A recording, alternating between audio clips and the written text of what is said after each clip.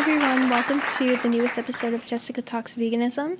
In this episode, we will be discussing May mental health awareness and activism burnout, specifically having an intimate chat about disclosed aspects of my animal activism and struggles with mental health in the past.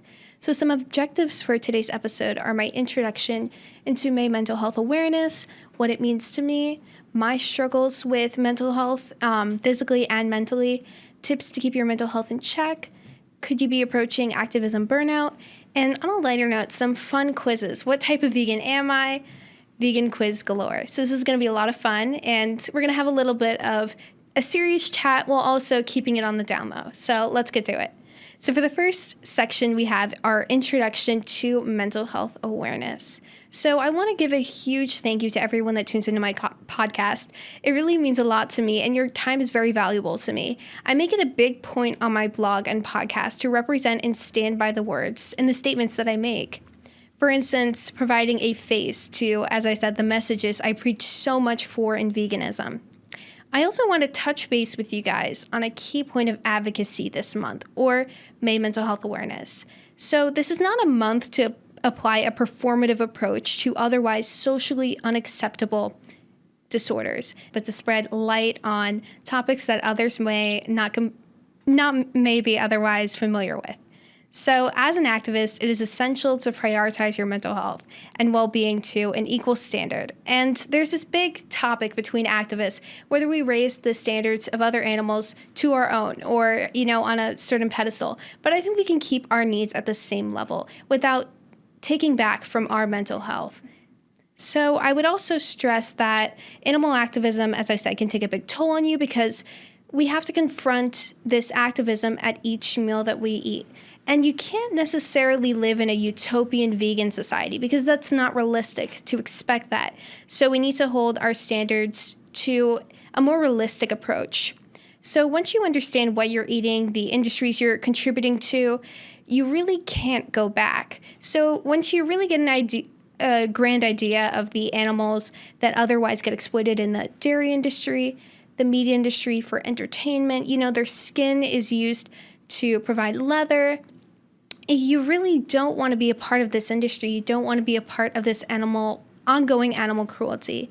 So my biggest advice that I could give to animal activists, new or kind of older into the game, I would say that prioritize your mental health and you can decrease the risk of a burnout, which I faced in October.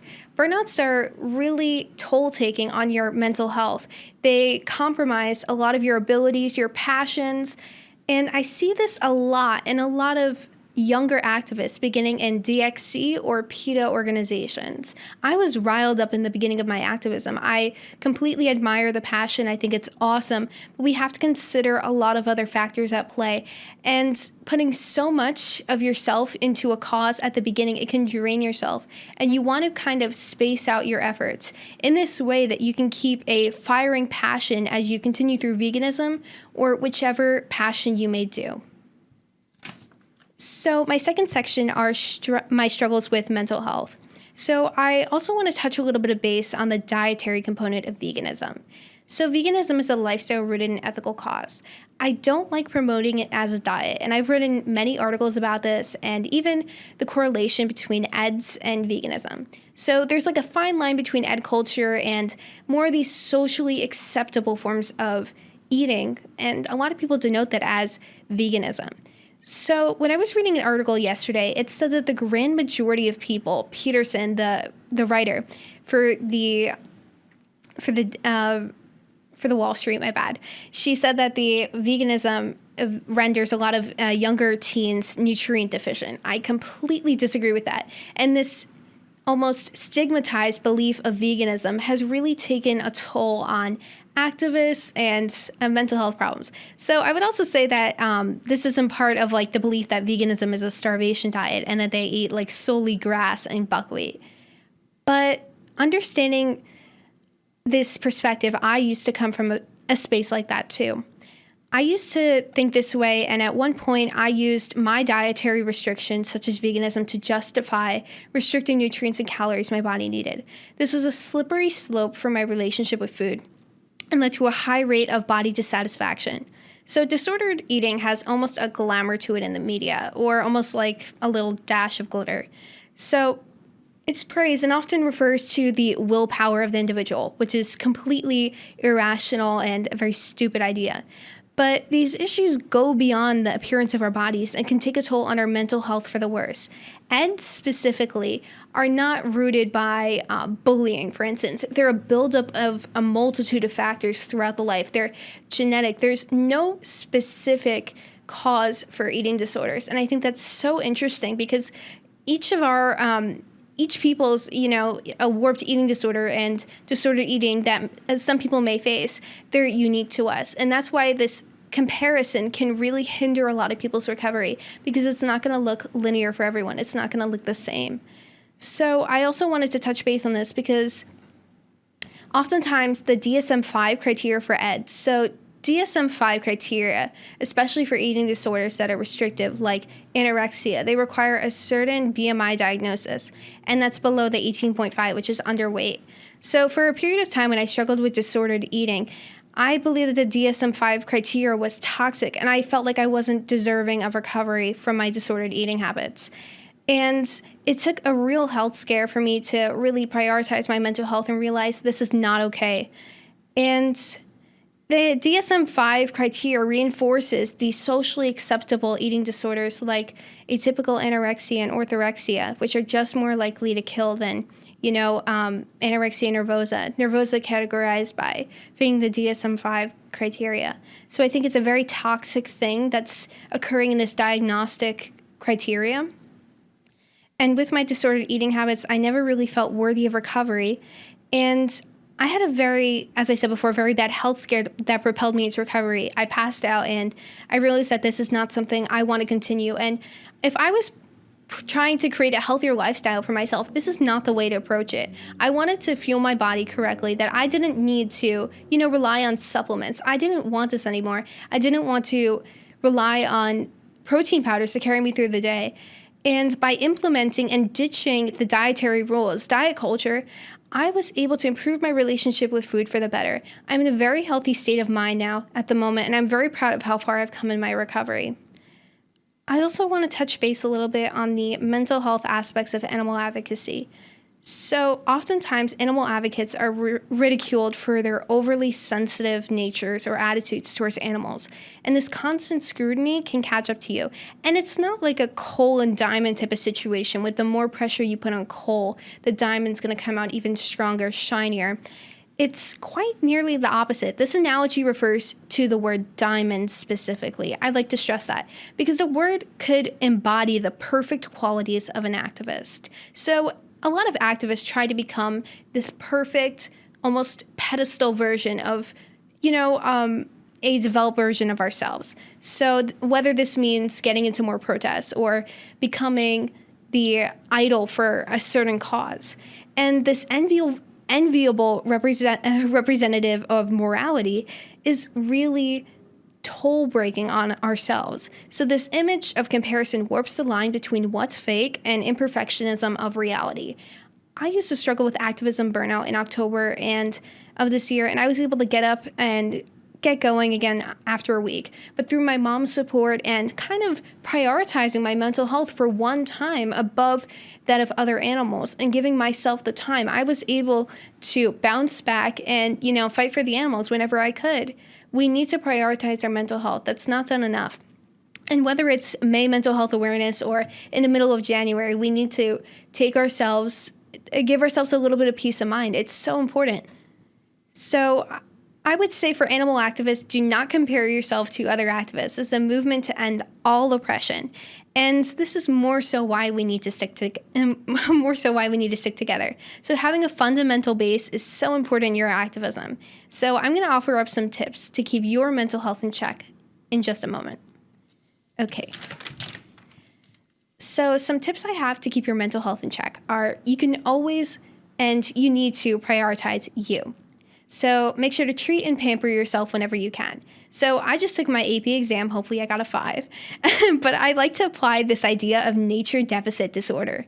So there's a direct correlation between attitudes and perception with our time spent outside in the outdoors.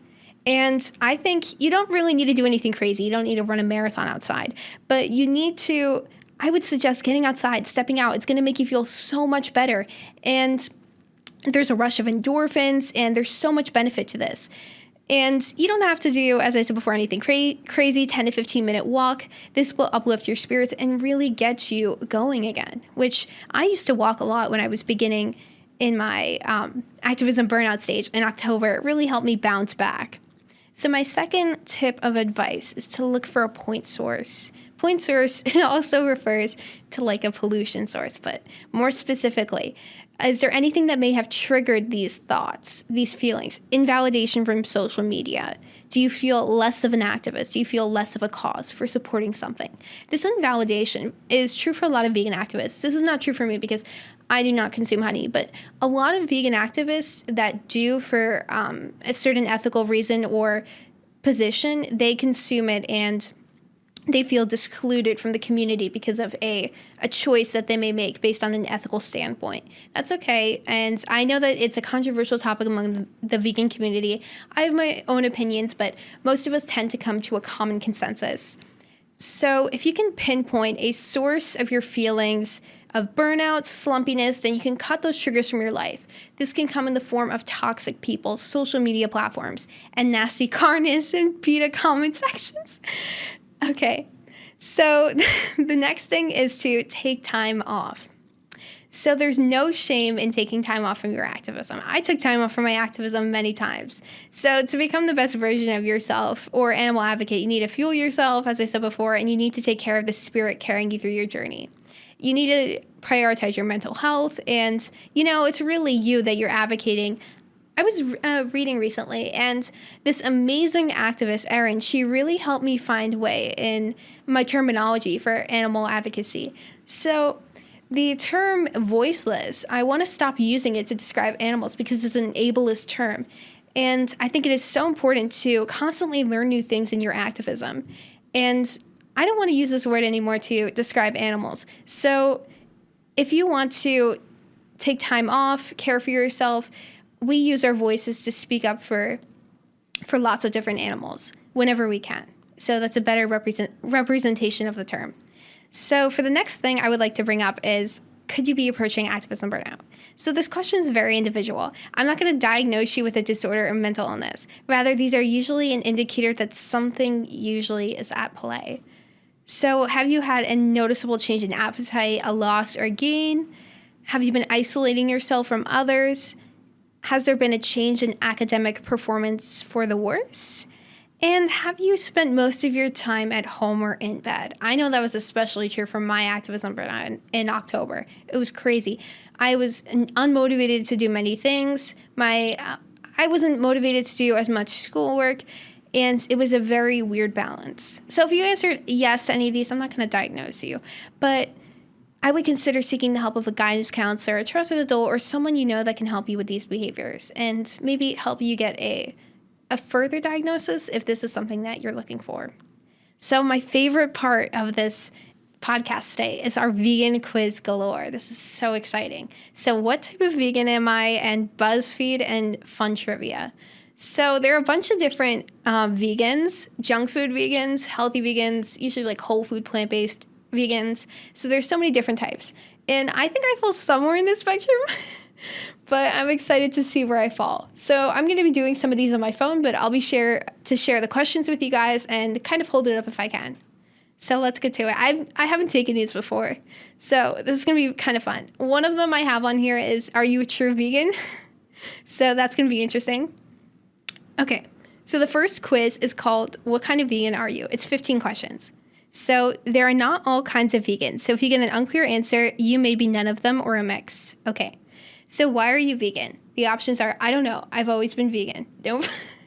It's so cool for a health or a diet, environmental, animal rights, world hunger, health, all the reason. And the next option is the animals. So I'm going to go with the animals. That's why I went vegetarian originally. So someone begs you just to try the cheese. It's so good. So the questions are, the options are, you show them videos of animal cruelty and tell them no. You laugh and say, no, I'm good, you can eat it. roll your eyes, you eat the cheese, you tell them that you're trying to stick with your diet. I'd probably laugh and say, no, I'm good. I don't like being forcey on a bunch of friends, family. I don't think it's helpful. It does more harm than good. They're not going to go vegan from a single, comment that I make, remark. There's no point in that. So you go to a restaurant with your non-vegan friends. What do you order? Whatever is vegan, I'll eat it. Pasta with tomato sauce, vegan Beyond Burger, ramen, or kale. I'd probably say pasta with tomato sauce. Pretty solid option. I like Bonza pasta a lot. It's a chickpea pasta. I talked about it last time on the podcast. So do you go to vegan restaurants? Yes, but I often go to other restaurants too. Once? No. Yes, I basically only go to vegan restaurants unless I cook, or only with parents. I'd probably say once. I don't go very that often. I don't go there that often. So the next question is, do you eat or use palm oil? Yes. No, I try not to, but I still eat it and use it. I don't eat it, but I use it in shampoos and I guess. No, I don't use palm oil. It's very bad for the environment, and it can lead, and it can further aggress issues of deforestation. So next, have you ever been to an animal rights protest? I've gone to many. Those exist. No, but I would totally go with other vegans. No, and I don't want to. Or I've been to one or two. I haven't been to that many. Do people? It's more of like a leaflet kind of thing. So it's really like on the fence. So do people know you're vegan? Some of them know. But when I've told them other vegans, they are skeptical for whatever reason. Only a few people know I'm vegan. Yes, everyone I meet knows I'm vegan. Most people know I'm vegan. Anyone I've known long enough would know. I'd probably say most people I meet know I'm vegan. There's some people that don't know, but I write a lot, I post a lot about veganism. So I think a lot of people are kind of familiar with that. So opinions on vegetarians. So I love when I meet a vegetarian, but it's an itch to tell them the truth about dairy and eggs. I haven't read the rest of the options. That's probably a little bit better. They're hypocrites. I love vegetarians. Aren't vegetarians and vegans the same thing? And I don't know. I'd probably say the first option. I love when I meet a vegetarian, but it's an itch to tell them about the dairy and egg industries. Because I used to be a vegetarian too for 6.5 years. So it's, I'm not like the epitome of morality, I guess, from birth. So do you think people should have to kill their own animals to eat meat? That would be absurd. No, but I wouldn't mind if that happened. Yes, but that isn't an option. Then them watching the cruelty every time would also be fine. Sure, absolutely. It would save so many innocent animals. I think that'd be absurd. I don't really understand what the question is implying. It doesn't make sense to me, but I don't know. Do you ever say that you have an allergy to a certain animal product because you don't want to say you're vegan? Occasionally, who would be allergic to meat? Only at restaurants, so that I ensure the food I'm getting is vegan. Yes, all the time. I've never done that. It's usually not an option. I usually look at menus and stuff. There's usually something on the menu. It's not like a completely disclosed like kind of society. So do you ever post vegan information on your social media? Me with the podcast. All the time. I even have an account dedicated for that. Yes. No, why would I do that? That's weird. Very occasionally, and I often feel awkward. Not really, maybe once. I'd probably say all the time. I even have an account for that.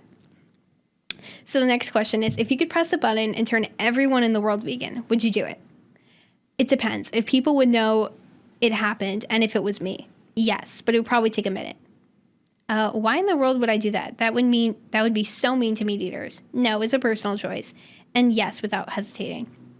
I think people can go vegan for different reasons, and I even talked about this in one of my articles. I don't think everybody is ready for veganism immediately, but I'd probably say that it would be a good decision.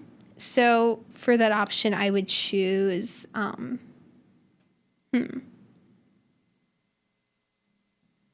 probably yes, without hesitating.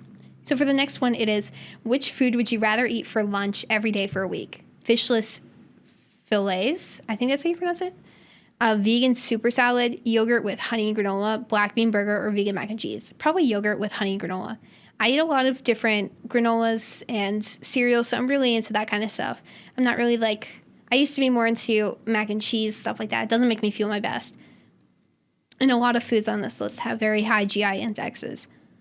So what would you do if you were with a non-vegan friend and saw someone wearing a pro-vegan shirt and your friend rolled your eyes at the shirt? I would tell my friend I love the person's shirt. I would agree with my friend. Wearing a pro-vegan shirt would be dumb. I wouldn't say or do anything. I would tell my friend that the person with the shirt is better than them and to talk to the person with the pro-vegan shirt. Depends on the shirt. I don't like comparing animals to anything related to the Holocaust or historical events. So that's a no-no, but in most cases, I would probably tell my friend that I love the person's shirt. Okay, so rate this quiz, 5 stars. Yeah, I'll give that. Okay, so it says I am, for 40%, you are an embarrassed vegan. Vegan. I used to be like this, don't worry. Most people are more willing than you know to listen to veganism. I'm trying to figure out what this is. Okay. So this is a ratio, I guess. So for 27% of me, I am a vegan activist. That's cool. 13% I am any kind of vegan because I'm not actually vegan. 13% I was born a vegan, and 7% you were a health vegan. Oh, that's interesting. Completely the opposite of what I thought. So let's go into the second quiz. So the second quiz is,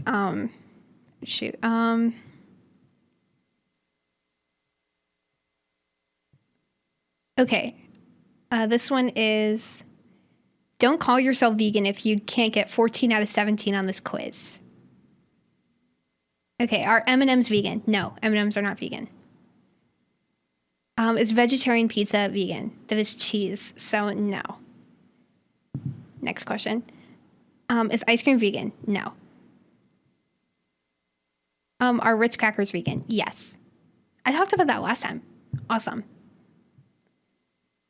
Okay, is Jell-O vegan? No, it is gelatin. Okay, is guacamole vegan? I think so. I'm not sure. I don't usually eat guacamole. I can't see why it would not be. Are you putting like milk in that? Yes. Yes, I was right. Okay. Are Oreos vegan? Yes. Some people say it's not, but it's vegan. Are Lay's classic potato chips vegan? I'm going to go with yes. Yes, I was right. Let's see. Is butter vegan? No. Hopefully I qualify as a vegan according to this.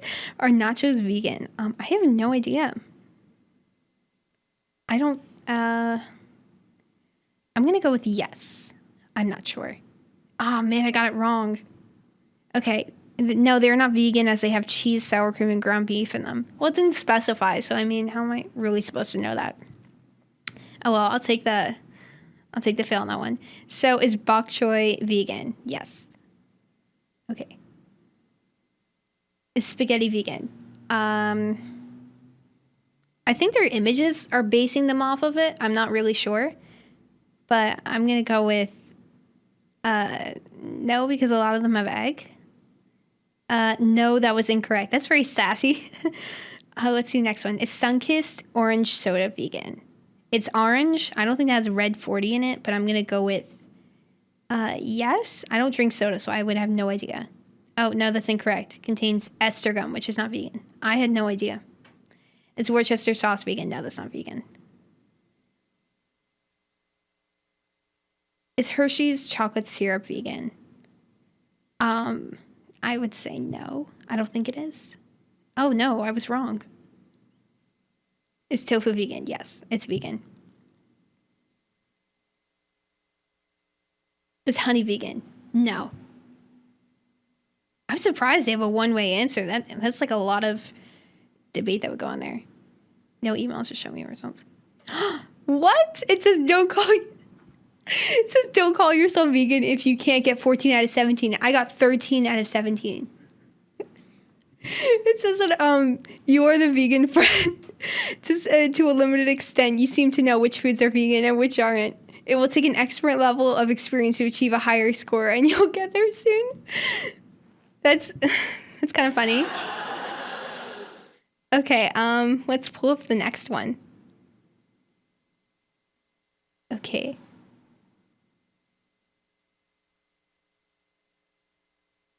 How vegan are you? It's from BuzzFeed. So check all that apply. You never eat red meat. Check. You never eat poultry. Check. You never eat fish. Check. So this is like a checklist, I think. So you never eat eggs. Check. You never eat dairy products. Check. Gelatin. Check. Honey. Check. You have called yourself vegan at some point in your life. Yeah. You don't eat anything that was cooked on the same grill with meat. Yeah. It's really funny with this one, actually, because when we go to Burger King sometimes and we get the Impossible Whopper, my mom's like, can you cook it in the microwave? Because the cross-contamination with the other ones. So that's kind of funny. So, yeah, definitely. You really don't approve of eating veal. Yeah, I don't approve of that. You don't buy sugar that was made with bone char. Yeah. You avoid carmine color because it's bugs. Yeah, that's also kind of like shellac. You avoid produce that may have been coated with beeswax or shellac. I'm not completely familiar with that. I don't usually buy products that have that, but I'm going to keep that one unchecked because I'm not like completely conscious of that one. You don't eat anything labeled as made on equipment that processes milk. Yeah. You keep track of which alcoholic beverages are vegan. I don't drink alcohol, but I'll give it a check. You actually adhere to this list, to that list. Yeah. You enjoy the taste of tofu. Yeah, but I like tempeh more. You enjoy the taste of soy milk. No. You have a favorite brand of tofu. Yes. You have a favorite type of non-dairy milk. Yes. Organic is the best. It has so much protein and it's so rich in nutrients. I really like it. You have a favorite brand of non-dairy yogurt. Yes. I like Oatly for that one. You have strong opinions about vegan cheese brands. Yeah. I think some of them can taste like, some of them are pretty fair. Like Daiya, I think is pretty fair. But some of them taste like coconut, literally, from some of the ingredients that they have, and it's disgusting. But there's always a good option out there, so it's not really like discluding all of them. So you're always vigilant for casein. I think that's like animal source protein versus whey, I think. So you're always vigilant for casein. Yeah. You know how to pronounce casein. Yeah. Is it casein or casein? I'm not sure. You know how to pronounce diet? Yeah. You can name at least 3 egg substitutes. No, I can't. Wait. I can name 2. I can't name 3. You can usually tell if packaged foods are vegan by reading the ingredient list. Yeah, in like 3 seconds. You can usually tell if packaged foods are vegan without reading the ingredient list. No, I don't think I can check that one off. You know what nutritional yeast is? Yeah, that's amazing. You have used nutritional yeast as a condiment? No. I know what it is. It's awesome, but I don't use it. You call it nooch? No. You've made your own sedin? No. You've made your own almond milk? No. You have written to a company to ask them to write or bring back a vegan product of their version of their products? Yes. You take a B12 supplement? No. I used to. You stay far away from products that are fortified with vitamin D3. Yeah. So that's a lot of Kellogg's cereals and stuff like that. Their label looks like something that's vegan, but it's actually not because it contains vitamin D3. So that's something to keep out for. Taking an omega-3 supplement? No. I get omega-3s in my diet. Generally speaking, you glow with an otherworldly aura of wellness. Yes, thank you. You don't wear fur. Yes. Leather, wool, silk. Okay, I don't wear any of those. You wouldn't go to a circus if it had captive animals. Yes, I wouldn't. You don't buy toiletries or beauty products that were tested on animals. Yeah. You don't buy, you only buy toiletries, beauty products that are made with vegan ingredients. Yeah. You wish a bacon trend would go away. Yeah, sure. When there's a bug in the house, you pick it up in a cup or tissue and put it outside. Yeah. Even if it is gross or scary, it's a separate box. Yeah. You own, I don't usually deal with that stuff though. I don't really have that problem, but you own a vegan cookbook. Yeah. I have like 6 of them. I have Freelies. It's a regrettable purchase. Hopefully I can return that. But you own a whole bunch of vegan cookbooks. Yeah. You've been to a vegan festival or event? No. Event? Virtually. In person? No. So I'm going to keep that one unchecked. You have helped plan a vegan festival or event. I'm going to take that in a sense of demonstration. So yeah, sure. You've handed out leaflets and promoted veganism. Yeah. You've mentored a new vegan. No. You know when World Vegan Day is? No. You wouldn't date someone who eats meat. I don't know. I don't really think about that. If you have or were to have children, you would raise them vegan. Yeah, sure. You can name at least 1 vegan celebrity. Yes. You can name at least 5 vegan celebrities. Yeah, that would take me a minute though. You can name basically every vegan celebrity. Yeah, sure. You got really excited when you heard about Beyonce's vegan meal delivery service. No, I didn't hear about it. First time. You have a favorite vegan restaurant. Yeah, Killer Vegan. I think it's in Brooklyn.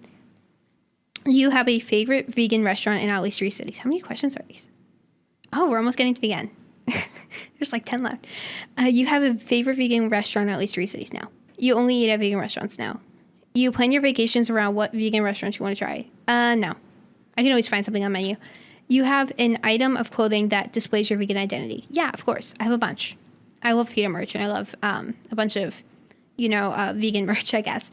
You have a tattoo that displays your vegan identity now. You follow at least one vegan food account on Instagram. Yeah, I follow a Starbucks account. You have a little V in the center next to your name on Facebook now. You've been a vegan for more than a year now. You've been, no. These are like time spans. I've been it for a little less than a year. You've never eaten meat in your entire life. No. I don't check that one.